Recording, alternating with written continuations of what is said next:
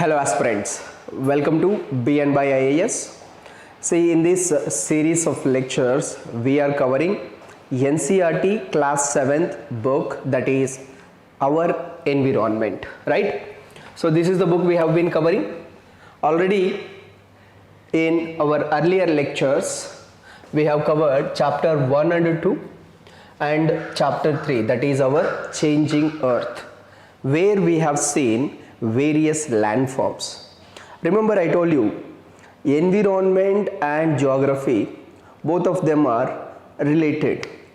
Much of the topics जो geography में discuss करते हैं वो environment में आते हैं, and environment का जो different types of ecosystems है उनके बारे में हम geography में भी देख सकते हैं.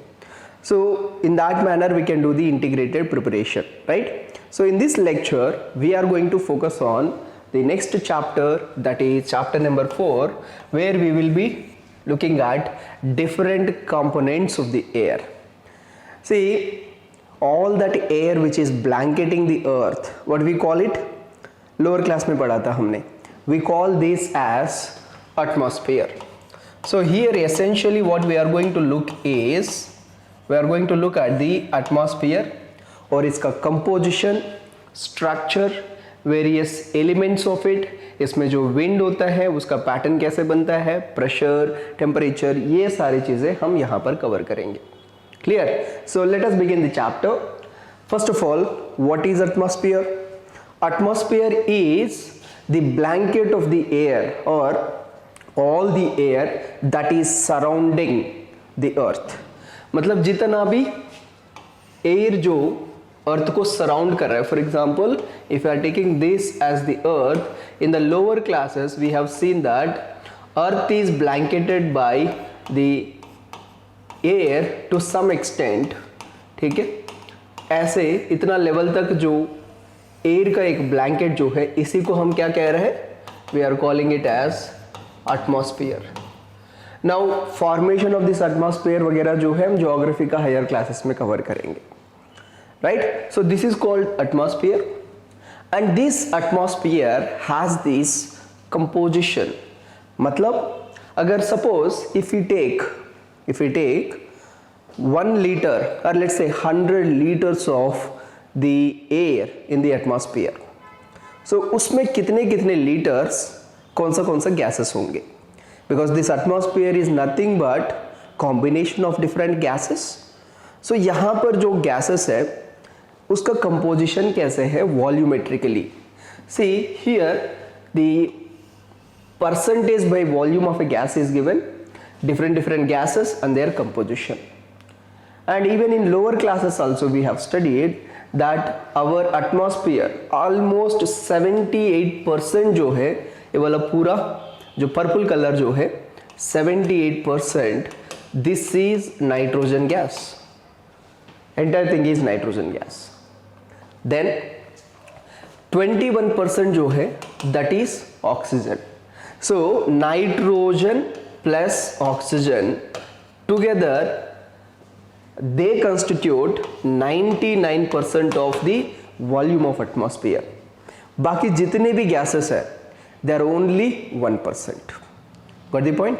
So इस 1% में भी argon का देखो 0.93% जो है that is argon. See, generally argon, helium, argon, neon, krypton, xenon, radon, ये सब जो है इनको जड़ वायु कहते हैं. मतलब inert gases, or they are also called noble gases because they don't react. They are available in the form of an atom, single molecules के रूप में होते हैं. Right? So argon is the major constituent within that 1%. Remaining जितने भी gases है उसमें सिर्फ 0.07% है, बस सिंपल इतना. एंड इसमें पर्टिकुलरली कार्बन डाइऑक्साइड की बात करते हैं. Carbon dioxide is only 0.036%. And just look at this, only with this much of 0.036%. अभी आजकल का टाइम पे एंथ्रोपोजेनिक एक्टिविटी की वजह से कार्बन एमिशंस बढ़ भी गया मान लेते हैं. इट हैज रीच्ड 0.04% मान लेते हैं. Just with that much of increase look at the thing that is happening, like global average temperatures बढ़ रहा है एंड ग्लोबल वार्मिंग हो रहा है। जैसे ये ग्लोबल वार्मिंग हो रहा है, क्लाइमेट चेंज आ रहा है। So that's what your NCERT book is trying to convey with fact, जैसे fun fact do you know करके देते हैं ना, उस बेसिस पे it is talking about green house gases and global warming. So let us understand what is this. बार बार ये कहते हैं कि ग्रीन हाउस इफेक्ट हो रहा है या ग्लोबल वार्मिंग हो रहा है, क्लाइमेट चेंज हो रहा है। So what is it, let us understand it. First of all, what is a green house? See, green house और पॉली हाउस भी कहते हैं इसको। It's simply any house kind of structure, let's say this kind of structure which is made with either glass or polythene, ठीक है, polythene like some plastic के साथ जो बनाया हुआ, पॉलीथीन कवर के साथ जो बनाया हुआ एक ऐसे स्ट्रक्चर है। Now what property this structure has? See, this structure from sun's energy, it takes the energy and when this energy is entered into this house, यहाँ पर एनर्जी आ गया है, so this will be reflected from all the surfaces, then when it wants to go out, तब ये जो material जो है, be it glass और be it plastic, जो प्लास्टिक कवर जो है, that will stop it and it won't let it to go back, जिसके वजह से क्या होता है कि ये जो एनर्जी है काफ़ी ज़्यादा देर तक इसी हाउस के अंदर ट्रैप हो जाता है। As a result this house will be warmer and यहाँ पर एनर्जी लाइट जो है थोड़ा ज़्यादा देर तक रहता है। And this kind of houses are useful for what purpose? For agricultural activities, particularly जो क्रॉप्स होते हैं, हॉर्टिकल्चरल क्रॉप्स, जैसे फ्रूट्स हो गया या कुछ फ्लावर्स हो गया या वेजिटेबल्स हो गया, उनके लिए काफ़ी अच्छा है because it gives more productivity, right. So यहाँ पर जो इफेक्ट हो रहा है that is the energy getting trapped and staying here for long time, this effect is called green house effect. See, let me tell you one thing, कभी आपने ये देखा है, समर्स में आप पर्टिकुलरली नोटिस करो, समर्स में या विंटर्स में कभी भी आप नोटिस कर सकते हो, जो कार्स वगैरह जो बाहर पार्क करके रखते हैं हम, पर्टिकुलरली समर में ज़्यादा अच्छे से महसूस होता है ये। अगर कहीं कार को पार्क करके चला गया हूँ, then when we come back, the moment we enter into the car, car के अंदर बहुत ज़्यादा गर्मी लगता है, बहुत ज़्यादा टेम्परेचर लगता है। That's because of exactly this. Car का जो विंडोज़ है वो सनलाइट के थ्रू जो एनर्जी आता है उसको आने देता है, लेकिन बाहर जाने नहीं देता है, ठीक है। Same effect. Now, why this effect? Like how can we relate it with the earth? वहाँ पर कैसे हो रहा है ये वाला इफेक्ट, वो वाला कवर करना है हमें। See, in the similar manner to this green house या poly house, अर्थ पे भी like we get all the energy from the sun and energy जो सन से आता है अर्थ पे, इसको सोलार रेडिएशन कहते हैं, ठीक है। क्या कहते हैं? Solar radiation. And this solar radiation जो है it is of high energy, मतलब इसका फ्रीक्वेंसी ज़्यादा होता है। फ्रीक्वेंसी ज़्यादा मतलब वेवलेंथ कम रहता है। सो वो एनर्जी आएगा और यहाँ पर आपके लिए see this is the atmosphere, जैसे हमने यहाँ पर पढ़ा था blanket of the air, so that air is present here. So atmosphere with different gases are present here. Now when this energy is coming from the sun, these atmospheric gases will let it pass and जिसके through earth जो है it gets warmed up। जैसे ये warm up हो गया, so मतलब ये गर्म हो गया। Now whatever the warm body that is there, it is going to give back that energy। इसको हम रेडिएशन कहते हैं, ये रेडिएट कर देगा। मतलब कोई भी गर्म बॉडी है तो उसके आसपास जाएंगे तो हमें थोड़ा गर्मी महसूस होता है, because it is releasing that energy. In the same manner earth जो एनर्जी लिया है उसको वापस भेजने की कोशिश करेगा, लेकिन ये एनर्जी जो है ये थोड़ा इससे कंपेयर करेंगे तो थोड़ा कम होता है, और इसका वेवलेंथ जो है वो थोड़ा लॉन्ग वेवलेंथ होता है। इसका शॉर्ट वेवलेंथ है, इसका लॉन्ग वेवलेंथ है। जब ये लॉन्ग वेवलेंथ एनर्जी बाहर जाने की कोशिश कर रहा है, तब एटमॉस्फेयर में कुछ special gases are there. These gases, those gases will try to stop it. They won't let that energy go back. They become opaque to that energy, and as a result, that energy will be once again sent back to the earth. जैसे exactly यहाँ पर जो trapping हो रहा था, उसी तरीके से यहाँ पर भी ट्रैप हो जाता है। As a result, this energy is getting concentrated. That is the reason why the global average temperatures are increasing day by day. जैसे जैसे ये ग्लोबल एवरेज टेम्परेचर्स बढ़ रहा है, उस फेनामेना को ही हम क्या कहते हैं? ग्लोबल वार्मिंग कहते हैं। So why is this happening? Because of greenhouse effect that is created by some special gases in this atmosphere. And those special gases जो है उनको हम क्या कहते हैं? ग्रीन हाउस गैसेस कहते हैं। What do we call them? Green house gases. And what are these gases? For example, carbon dioxide, oxides of sulfur, nitrous oxide, methane, ये सारे जो है these are all the examples of greenhouse gases.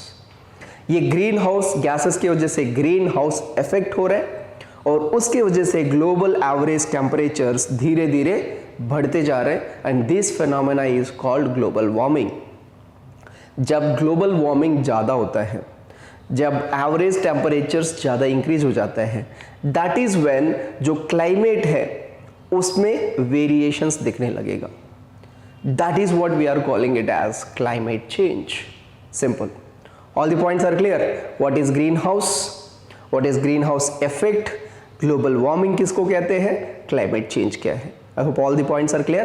Now, this is just an additional information from the fact of the NCERT. Same, इसके बारे में अब higher classes में आता रहेगा, जैसे as we go from 7th class to 11th, 12th classes जो जाएंगे, वहाँ पर भी cover करेंगे हम। Next जो है atmosphere का structure. So for what we have understood is the composition of the atmosphere. Then we took a detour to understand some miscellaneous topic called global warming. Now once again our main discussion that is about atmosphere, जिसमें so far composition is clear. Nitrogen, oxygen 99% तक है by percentage of volume, and remaining gases जो भी है they are only 1%. That is what we have understood. Now let us look at the structure of the atmosphere. Now see, what we understood is अर्थ से to some height gases are being trapped because of the gravitational pull, and इस gases का layer को ही हम atmosphere कहते हैं, and this atmosphere can be majorly divided into 5 layers. What are these layers? These layers are called troposphere, stratosphere, mesosphere, thermosphere and exosphere. यहाँ पर basic चीजें देख लेते हैं, then as we go to the higher classes, particularly in geography, वहाँ पर हम cover कर लेते हैं each layer का characteristic. So सबसे फर्स्ट लेयर जो है, जो अर्थ का क्रस्ट के पास होता है, we have already understood what is crust. So crust का पास जो होता है उसको क्या कहते हैं? We call it as troposphere. We call it as troposphere, and this is the most important layer of the atmosphere. ये क्रस्ट के पास है, मतलब सरफेस के पास है, एंड जितना भी वेदर फिनोमेना है, जैसे क्लाउड फॉर्मेशन हो गया, बारिश हो गया, या snowfall, hail, whatever it is, all of it happens here, like rainfall, fog, hailstorm, everything appears here. See इस बेसिस पे यूपीएससी 2022 मेंस एग्जामिनेशन में क्वेश्चन भी आया था, ठीक है, ट्रोपोस्फियर के बारे में, कि what is the significance of troposphere climatically और वेदर बेसिस पे, ठीक है. So this layer it extends like 8 से लेकर 18 किलोमीटर तक होता है, अगर एवरेज बात करेंगे तो इसका जो एवरेज हाइट जो है दैट इज रफली around 13 kilometres. Got it. Next second layer जो है that is stratosphere and just above the troposphere and below the stratosphere, मतलब यहाँ पर जो ट्रांजिशन होता है इनके बीच में, like here second layer is stratosphere and first layer is troposphere and troposphere stratosphere के बीच में जहाँ पर ट्रांजिशन होता है वहाँ पर एक स्मॉल लेयर आता है। This layer is called tropopause. Tropopause, यहाँ पर टेम्परेचर वेरिएशन नहीं होता है, ठीक है। Will see that what is temperature variation, कैसे चेंज करता है, ये सारी चीजें बाद में देखेंगे। सो स्ट्रेटोस्फीयर जो है सेकेंड लेयर है। It extends from let's say troposphere से लेकर लगभग 50 किलोमीटर के आसपास तक ये एक्सटेंड होता है। एंड इस लेयर में ये काफ़ी क्लियर लेयर है, मतलब यहाँ पर कोई क्लाउड वगैरह नहीं बनता है। It's clear, there is no टर्बुडिटी।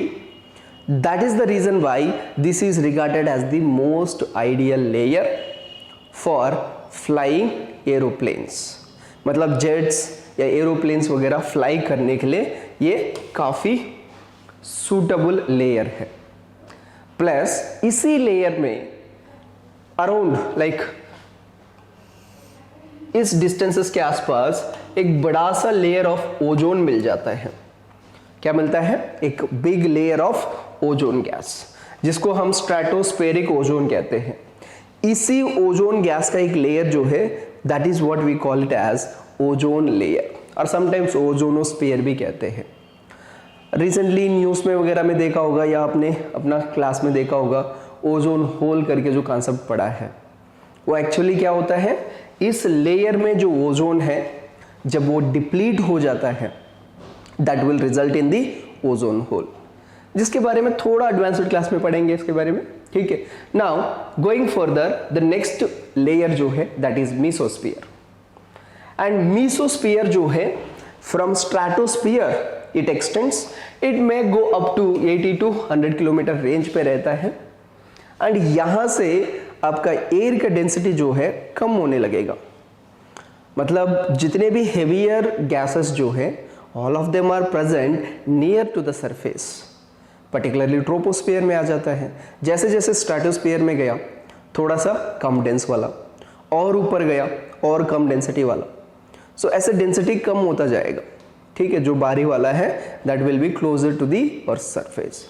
And if you remember in the lower class we understood the concept of meteoroid, meteor and meteorite.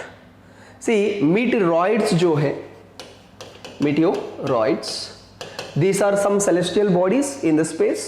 So when they get attracted due to gravitational pull of the earth, when they enter into the atmosphere, वहाँ पर बताया था, they catch fire and they start burning. Right, this is what we have understood there. कहाँ पर? I think 6th class geography में देखा होगा आप लोग ने, ठीक है। अर्थ आवर हैबिटेट करके जो कॉन्सेप्ट पढ़ा था वहाँ पर, ठीक है।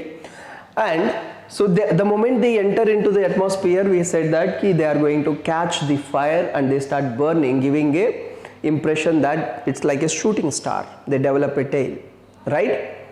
Now those meteors, they catch fire upon entering this mesosphere.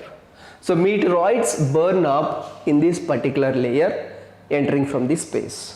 That is the significance of third layer. इसलिए देखो यहाँ पर कुछ डॉट्स ऐसे बना के रखा है, यहाँ पर एरोप्लेन्स बना के रखा है, ये NCERT का इमेज बुक है आपका। एंड यहाँ पर क्लाउड्स वगैरह बनाया है, मे बी आपको क्लियरली नहीं दिख रहा होगा, इट इज देयर, ठीक है। So this is the layers till mesosphere. Then mesosphere के बाद जो लेयर है that is called thermosphere. Thermo का मतलब है टेम्परेचर, हाई टेम्परेचर जहां पर है उसको थर्मो वर्ड से यूज करते हैं, जैसे थर्मोमीटर टेम्परेचर मेजर करने के लिए यूज करते हैं। इस लेयर में टेम्परेचर काफी ज्यादा इंक्रीज होता है and that is the reason why यहाँ पर जो भी आयन्स वगैरह, जो भी मॉलिक्यूल्स है वो आयनाइज हो जाता है।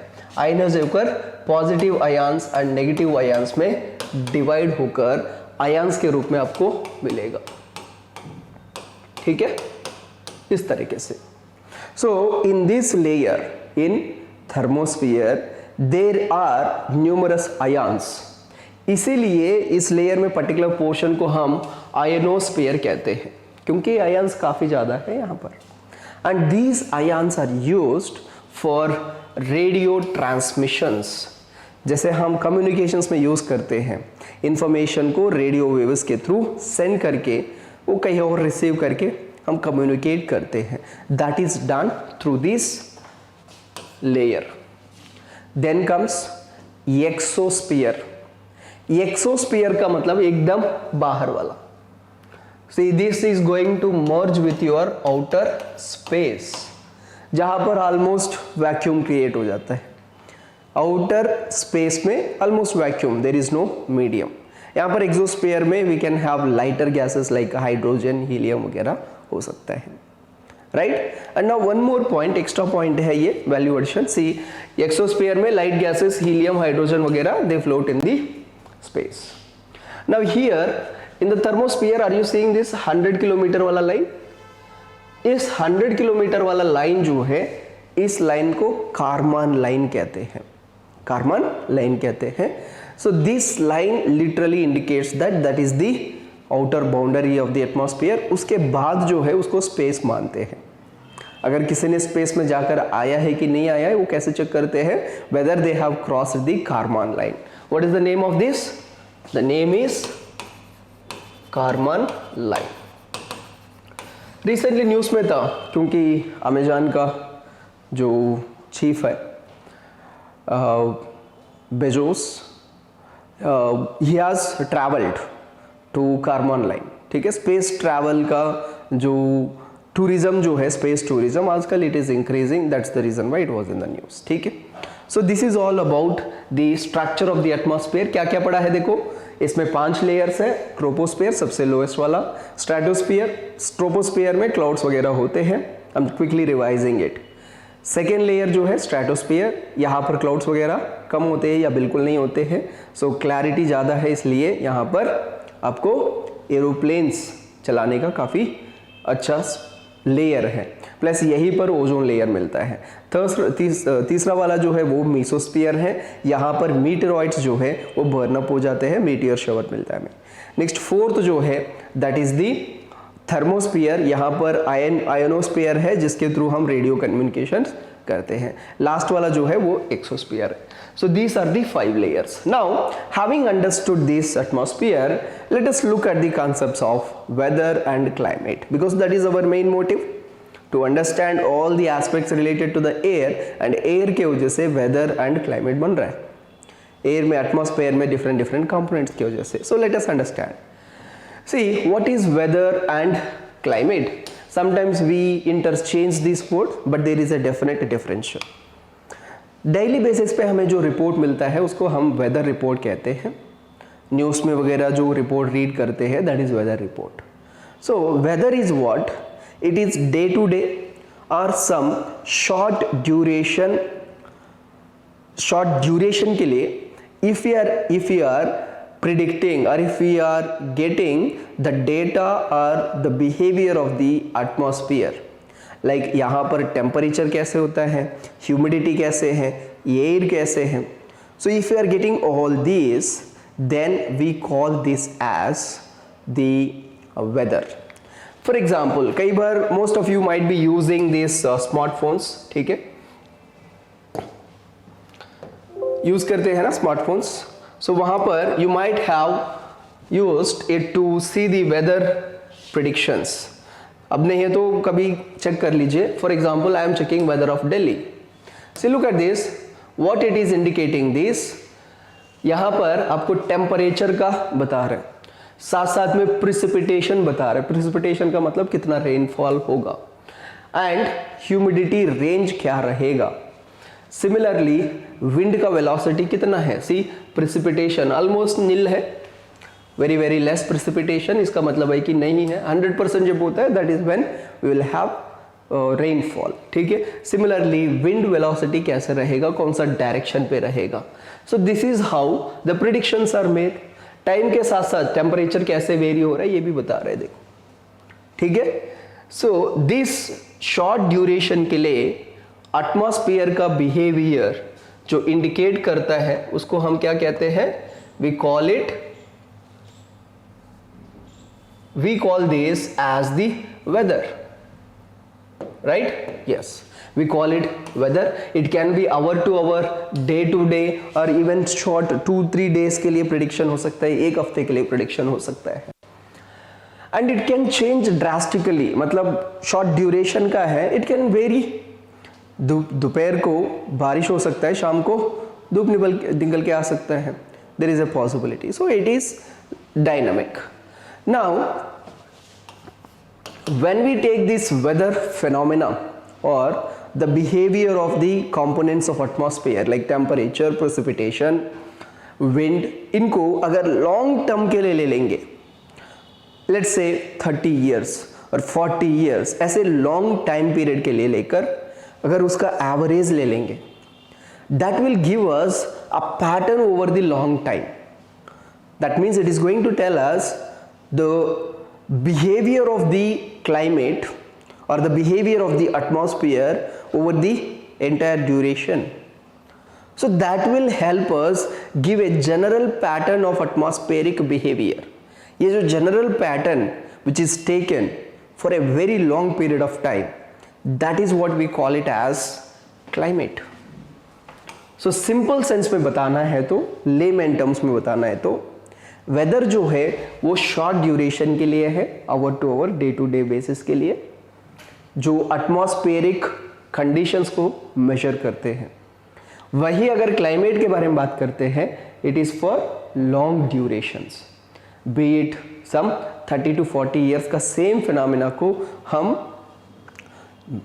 Let's say we calculate it, we take the average, on the basis of it we say so and so, like for example Delhi March से लेकर मई जून तक धूप ज़्यादा होता है, so we can call it as summers, मतलब summers in Delhi will be from here to here, some other place it may be more or maybe less, getting the point. So ये जो variations है long term में, those are the ones which we call climate. However, दोनों same चीजें करता है क्या, temperature कैसे है, प्रेशर कैसे है, ह्यूमिडिटी कैसे है, प्रेसिपिटेशन कितना होता है, यही चीजें कवर करेगा दोनों। Getting the point, right. So one is whether, another one is climate, short term, long term, दोनों सेम मेंशन करते हैं। यहां पर देखो क्लाइमेट में हम एवरेज ओवर द ईयर्स ले रहे हैं, वेयर एज वेदर में we are taking it over the days, simple, ठीक है। नाउ यहां पर भी एक एक्स्ट्रा फैक्ट है। एक्स्ट्रा फैक्ट सिंपल ये है कि ये सारी चीजें क्लाइमेट या वेदर जो भी हो रहा है, इनका रीजन क्या है, जो एनर्जी सन से अर्थ पे रिसीव होता है, this is called solar radiation. और जितना भी एनर्जी आता है सन से, उसमें से earth receives very very minute amount of energy. ऐसे मान लो अगर सन का बजट, जो एनर्जी बजट है, अगर वो 200 करोड़ है, मतलब 2 billion, 1 billion is 100 crore, 2 billion का मतलब है कि 200 करोड़ है, देन अर्थ को कितना मिलता है, सिर्फ 1 रुपया। 200 करोड़ में से 1 रुपया मिलता है। That is the amount of energy earth receives from sun. बस उतना ही एनर्जी से ये सारी चीजें हो रही। Getting the point. So this is the simple fact. Next, going further, temperature, like we wanted to cover all the components related to atmosphere. सबसे first जो है वो टेम्परेचर। सो टेम्परेचर होता क्या है, temperature is the degree of hotness और coldness of any substance. ये air का भी हो सकता है या कोई भी सब्सटेंस हो सकता है, वो कितना गर्म है या कितना कोल्ड है, इसको मेजर करके बताना जो है उसी को क्या कहते हैं, टेम्परेचर कहते हैं, right. And see this temperature जो है एटमॉस्फेयर का, it changes not only between the day and night but also seasonally. जैसे हमने अर्थ मूवमेंट्स समझ लिया था, उसमें रेवोल्यूशन करके एक पॉइंट पढ़ा था, एक कॉन्सेप्ट पढ़ा था, where during the summers earth is receiving more sunshine, more solar insolation, whereas in winters in some locations it is receiving less. So as a result of these seasons, summers and winters also temperature changes. Further, some of the important factors जो temperature को influence करता है वो है solar insolation that is intercepted by the earth. मतलब we have seen earth is tilted, सीधा नहीं है, हल्का सा ऐसे tilted है. So if the energy is coming from the sun, this energy is not uniform. Between the tropics we are getting vertical incidence, जिसके वजह से एनर्जी वहाँ पर थोड़ा ज़्यादा होता है. बट जैसे जैसे हम पोल की तरफ जा रहे हैं तो वहाँ पर बिकॉज ऑफ दिस स्लैंटनेस जो सोलर इंसुलेशन जो है वो कम होता जाएगा. That is the reason Y हमें ट्रॉपिक के बीच में ज़्यादा गर्म रीजन मिलता है जिसको हम टॉरिड जोन कहते हैं. 6th क्लास ऑफ ज्योग्राफी को एक बार रिवाइज करो. Whereas when we go to poles, north and south, here the temperatures are going to fall and we call that region as frigid zone. मतलब frozen zone, right? So it varies with the solar insolation, which itself varies with the latitudes because of the tilt of earth. So this is the change. Now यहाँ पर एक और extra fact जो है that we have to understand that temperature जो cities and no generally towns cities वगैरह जो है वहाँ पर comparatively ज़्यादा रहता है. Whereas villages and outskirts में देखेंगे तो जहाँ पर human habitations है वो भी compact वाला, जहाँ पर lot of development है, lot of building activity है, वहाँ पर थोड़ा ज़्यादा टेम्परेचर होता है. ये कभी नोटिस किया? मतलब अगर विंटर्स में या समर्स में if you take ride outside the city, it feels little colder. The moment you enter into the city, you start feeling that temperature has increased a little bit. Right? Why this is happening? This is because of the material that we use. For example, concrete, घर वगैरह बनाने के लिए concrete, metals, जैसे buildings में use करते हैं metals, and asphalt. This is another chemical substance. So because of all these reasons, the buildings get heated up. As a result, the temperatures there increases. अब इसके वजह से जो effect होता है, this effect is called urban heat island effect. मतलब क्या है? देखो, रूरल एरियाज में, आउटस्कर्ट्स में टेम्परेचर कम रहेगा, but in the urban areas temperature increases as if it is showing some sort of peak, एक आइलैंड के जैसे. So that is the reason why इस इफेक्ट को क्या कहते हैं? अर्बन हीट आइलैंड कहते हैं. अब टेम्परेचर को किस में मेजर करते हैं? Generally we measure it in either Celsius और फॉरेन हीट में, फॉरेन हीट डिग्रीज में मेजर करते हैं. So this is all information related to temperature. Next concept जो है that is pressure. So what is pressure and how does it vary? ये सारी चीज़ें कवर करते हैं. See, generally pressure जो है, those who are science students you can tell me pressure क्या है? This is force divided by area, right? Force divided by area is called pressure. Now we have to look at what is that force, what is that area, then the concept is clear. So when we are talking about air pressure, इतना तो clear है कि air is the one which is going to put the force, right? So let us understand this. See, what we have so far understood is earth के ऊपर to some extent तक there is a blanket of air जिसको हम atmosphere कहते हैं, right? Atmosphere, यहाँ तो कोई डाउट नहीं है. Now suppose अर्थ के ऊपर कोई भी पर्सन जो है, that means उनके ऊपर भी ये जो उनका कुछ सरफेस एरिया है, let's say this is the surface area of this person. अब इस एरिया के ऊपर भी there is air extending from his head to his और her head to let's say जितना तक आपका एटमॉस्फेयर है वहां तक ऐसे एयर का एक कॉलम बना सकते हैं उसका एरिया के ऊपर, क्योंकि एटमॉस्फेयर में पूरा एयर है. So this column of air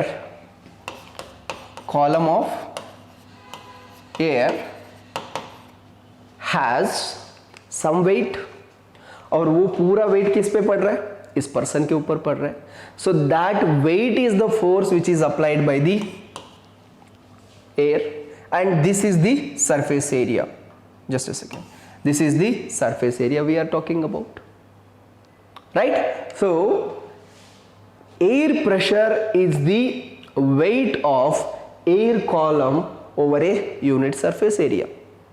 So as a result there will be pressure exerted. That pressure is called atmospheric pressure.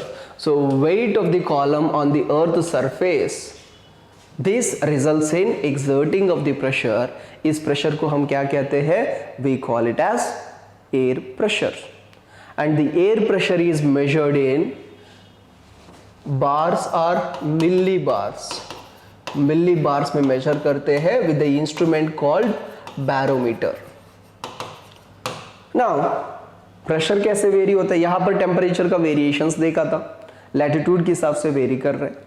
अब प्रेशर का वेरिएशन कैसे होता है, प्रेशर का वेरिएशन देखो, see pressure and temperature they are interlinked, मतलब keeping other conditions constant we can have that PV equal to NRT करके जो केमिस्ट्री स्टूडेंट्स वगैरह पढ़ा होगा, ठीक है, जहां पर ये देखते हैं कि प्रेशर टेम्परेचर वॉल्यूम के बीच में there is a relation, right.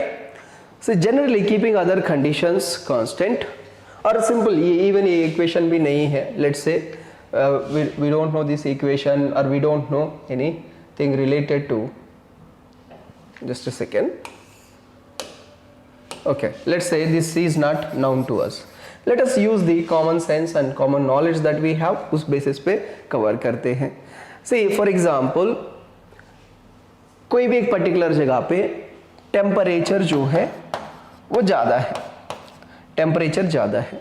जब टेम्परेचर ज़्यादा है वहाँ का हवा जो है दैट विल बिकम लाइटर, क्योंकि एक्सपैंड होगा ना, गर्म होकर एक्सपैंड होगा, एक्सपैंड हो गया तो it will become lighter.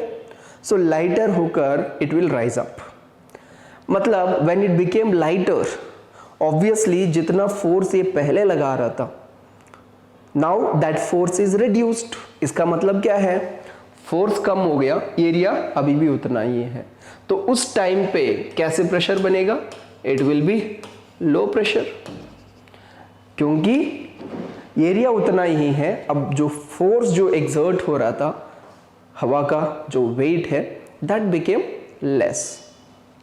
This is when we call it as there is a low pressure comparatively. Similarly अगर टेम्परेचर कम हो गया मान लो, so if the temperature is low, what will happen? Now instead of expansion the air is going to contract and even become compact, contract हो जाएगा. So as a result of it area अभी भी उतना ही है, but ज़्यादा से ज़्यादा air contract होकर दबाव बढ़ाने से वेट बढ़ जाएगा उसका, जिसके वजह से अब फोर्स जो है वो इंक्रीज हो गया. दैट्स द रीज़न वाई जो टेम्परेचर कम रीजन्स है they are associated with high pressure, क्योंकि यहाँ पर हवा जो है थोड़ा भारी हो जाता है. So getting the point. So इससे हम ये बोल सकते हैं कि temperature is inversely proportional to pressure. अगर टेम्परेचर ज़्यादा है तो प्रेशर कम, अगर टेम्परेचर कम है तो प्रेशर ज़्यादा. This is how pressure varies with the temperature. But pressure also varies with the height. ये कैसे वेरी होता है? For example look at this diagram. यहाँ पर suppose say you are at the ground level और आपके ऊपर ये पूरा एयर कॉलम काम कर रहा है, इतना वेट आपके ऊपर एक्सर्ट हो रहा है, जिसकी वजह से जो एयर प्रेशर रहेगा दैट विल बी डिफरेंट, थोड़ा ज़्यादा रहेगा. सपोज आप एक पहाड़ चढ़ गया, you are at this height now. So जिसके वजह से इतना हाइट चढ़ने की वजह से आपके ऊपर जो एयर कॉलम है वो कम हो गया, क्योंकि पहले इतना तक एयर कॉलम जो है आपके ऊपर एक्ट कर रहा था, अब सिर्फ इतना वाला एक्ट कर रहा है. So as a result of this reduced air column, जो वेट आपके ऊपर एक्ट कर रहा है वो भी कम हो गया। इसका मतलब जो एयर का प्रेशर जो है वो कम हो गया। सो एयर प्रेशर जो है that reduces with the height। अगर हाइट इंक्रीज हो गया तो प्रेशर कम होगा। This is how pressure varies. Getting the point? क्या क्या है? नंबर 1, टेम्परेचर अगर ज्यादा है एक्सपेंशन हो जाएगा जिसकी वजह से वेट कम होगा, so pressure is going to be low. And vice versa, अगर टेम्परेचर कम है तो contraction will happen, more weight will come and pressure will be high। Similarly elevation अगर बढ़ गया, हाइट बढ़ गया, डेंसिटी कम हो जाएगा, एयर कॉलम कम हो जाएगा जिसकी वजह से प्रेशर कम होगा। अगर हाइट कम हो गया प्रेशर बढ़ जाएगा। So this is the variation. So on top of it we are saying कि there are like 2 pressures types relative वाला, एक हाई प्रेशर है एक लो प्रेशर है। Now let us see how these pressures result in movement of the air।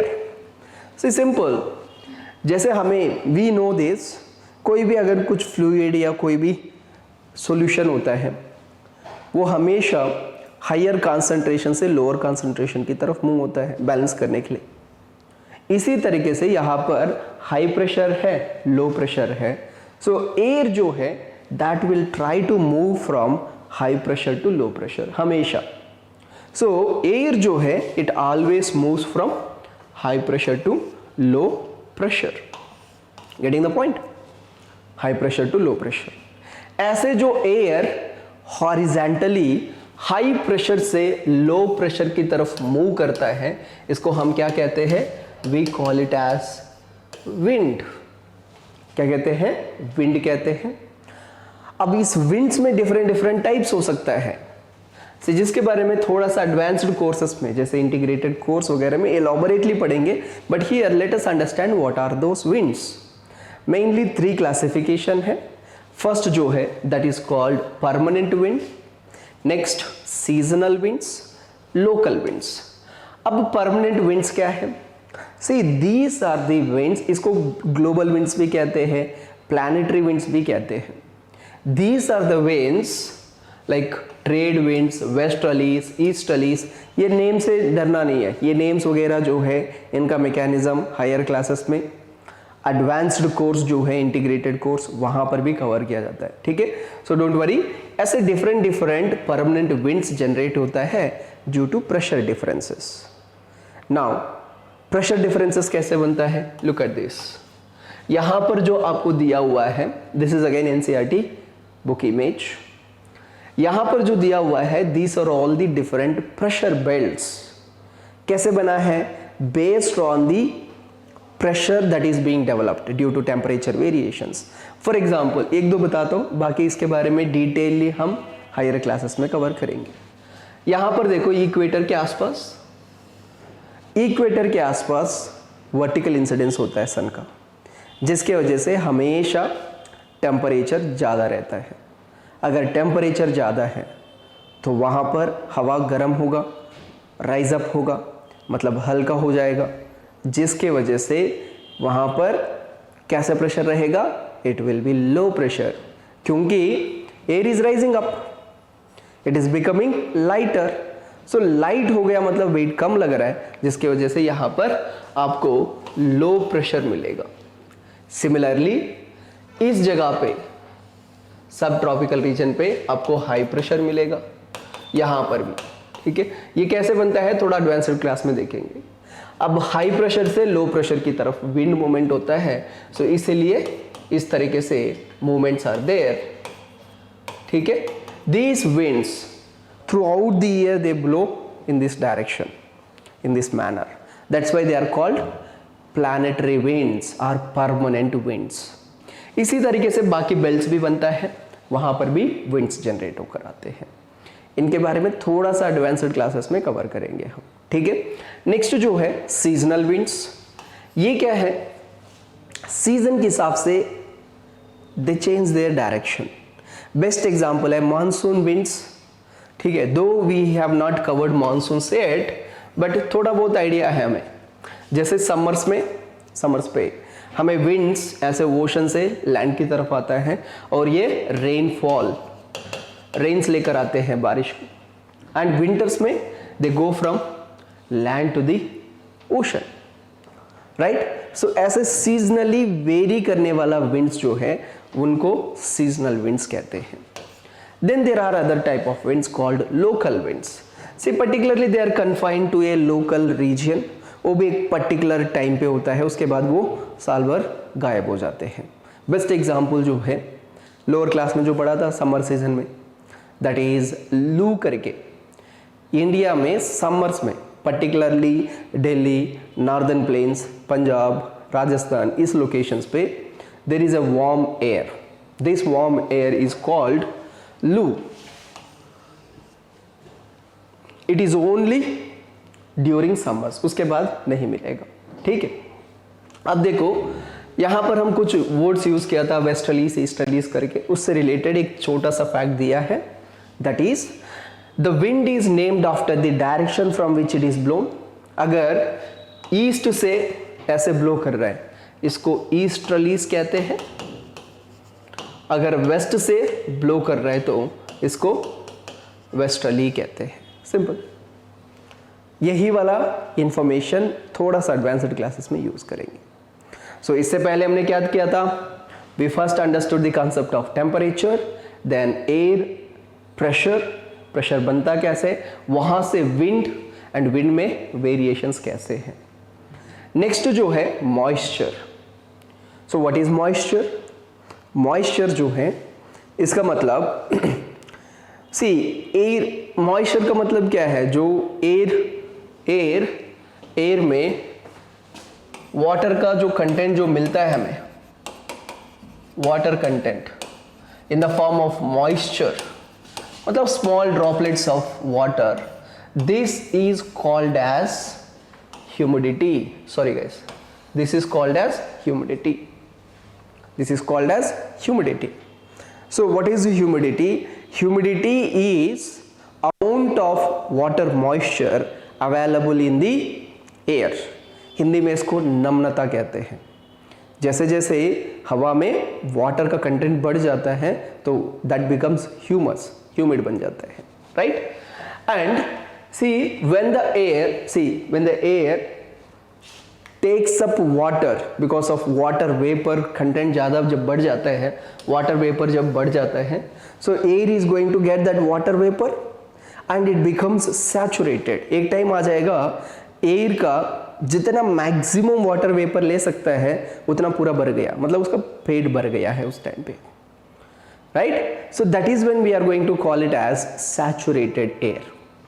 अब air saturate हो गया, उसके बाद अगर और भी मॉइस्चर दिया तब क्या होगा, ये जो वाटर वेपर जो है, वेपर का फॉर्म में जो है, गैस का फॉर्म में जो है, that will start converting into liquid.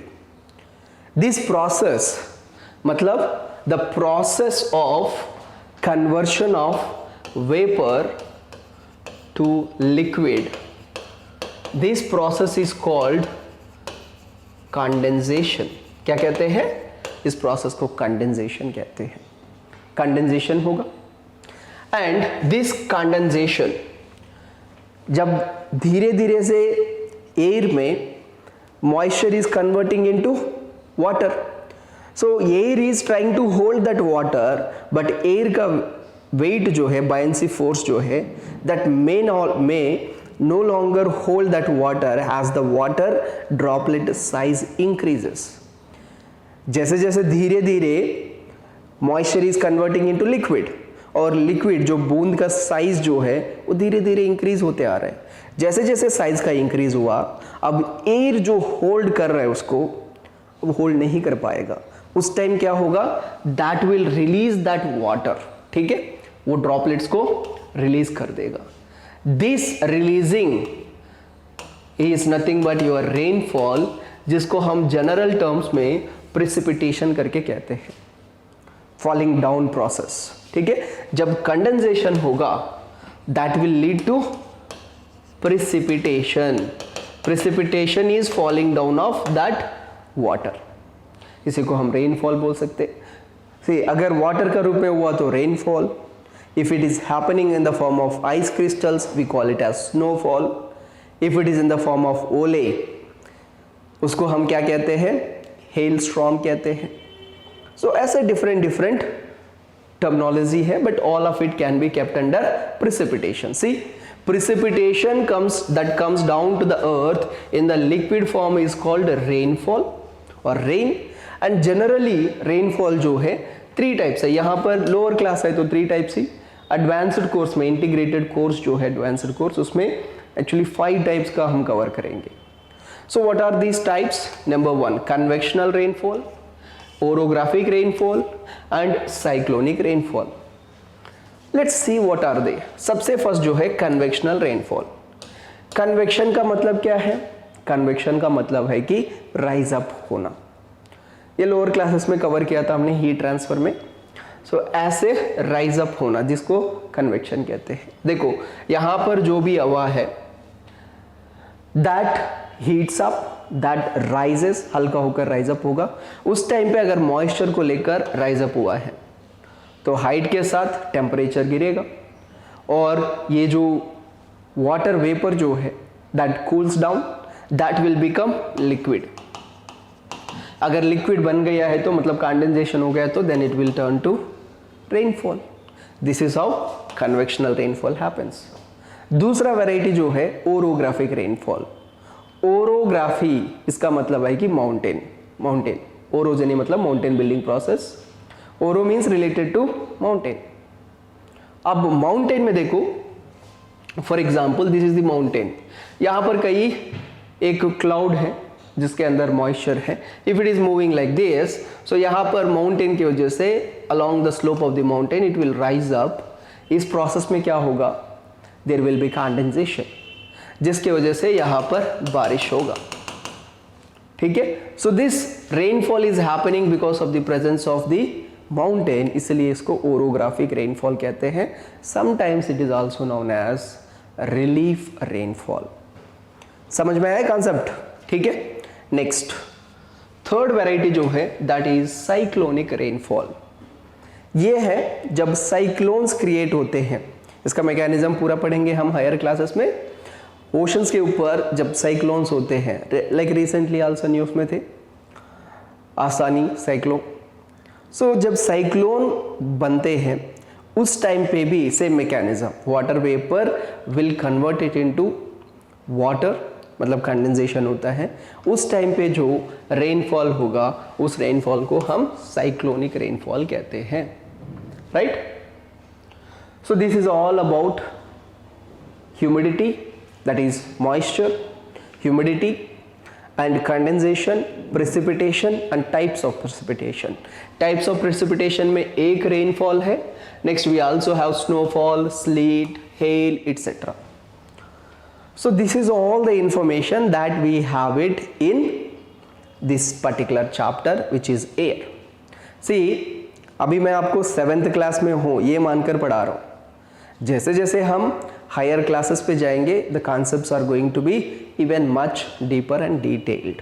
ठीक है, so that's it all for this particular session. Now immediately after this session there is a practice test with multiple choice questions. Go take the test and check your understanding of the topics. ठीक है, सो एक बार ऐसे ही जाकर उसको attempt करो, try to attempt as many questions as possible. अगर वहाँ पर कुछ भी डाउट आता है then immediately you can get it clarified with me and our team of experts. That's it for this particular session. Thank you very much. See you in the next chapter with the continuation of the topic. Okay, that's it guys. Bye. Take care.